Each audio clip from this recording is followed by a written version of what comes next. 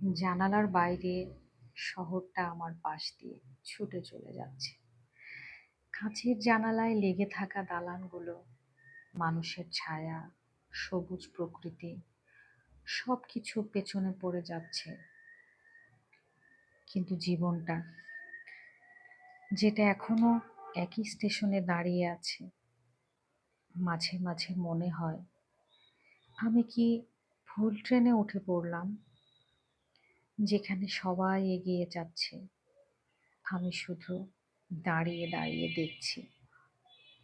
হয়তো এখনো নিজের শুরুটা খুঁজছি মনের কোনো এক অজান্তে। মেট্রোর শব্দ শুনেছ? ঘর ঘর ঘর ঘর, এই শব্দটাই জীবনের ব্যাকগ্রাউন্ড মিউজিক হয়ে গিয়েছে। বড্ড একঘেয়ে, ক্লান্তিকর, কিন্তু থামে না। আসলে কারোর জন্যই কিছু থেমে থাকে না, সময় কাউকে থামায়ও না।